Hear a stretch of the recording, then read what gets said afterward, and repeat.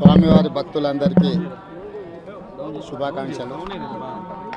తెలంగాణ రాష్ట్ర ప్రభుత్వం ఏర్పడిన తర్వాత స్వామివారి దర్శనం చేసుకోవాలని ప్రయత్నం చేసిన ఎన్నికలు స్థానిక పరిపాలనలో కాస్త సమయం దొరకకపోవడం వల్ల ఈరోజు స్వామివారిని దర్శించుకున్నాం.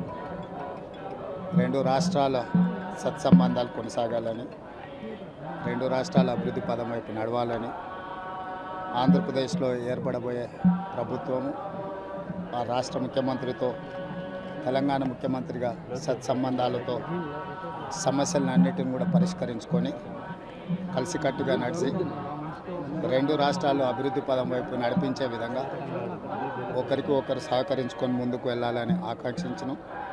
అదేవిధంగా తెలంగాణ రాష్ట్ర ప్రభుత్వం తరఫున కొండ మీద ఒక సత్రం నిర్మాణము, కళ్యాణ మండపం నిర్మించి తెలంగాణ నుంచి వచ్చే భక్తులకే కాకుండా దేశం నలుమూలల నుంచి స్వామివారిని సందర్శించుకునే భక్తులందరికీ కూడా సౌకర్యాలు కల్పించడంలో తెలంగాణ రాష్ట్ర ప్రభుత్వం కూడా భాగస్వామ్యం తీసుకోవాలనుకుంటుంది.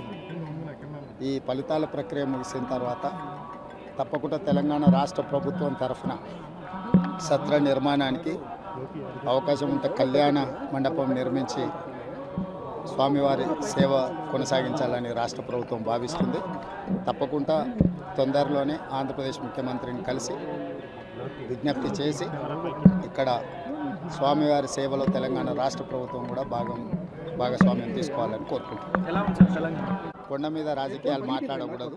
తప్పకుండా మంచి వాతావరణం ఉంది, వాతావరణం కూడా అనుకూలించింది. గత సంవత్సరం కరువు వచ్చిన, తాగునీటి సమస్య ఉన్న సమస్యలను అధిగమించి మంచి ఋతుపవనాలు, మంచి కాలం అవుతున్నది. వానలు పడాలి, పంటలు పండాలి, రెండు రాష్ట్రాలు సుభిక్షంగా ఉండాలనే మా ఆలోచన. ప్రకృతి కూడా సహకరిస్తుంది. తప్పకుండా పాలకుల మనసులో ఎలాంటి స్వామివారు ఒక ఆలోచన కలిగించి తప్పకుండా ఆ ప్రాంత రైతులకు సహాయం చేసే విధంగా వానలు పడి పంటలు పండుతాయి. మా ప్రభుత్వ కార్యాచరణ కూడా ప్రధానంగా రైతాంగాన్ని ఆదుకొని దేశం యొక్క సంపదను పెంచాలనేది మా ఆలోచన. ఆ విధంగా ముందుకు సాగాలని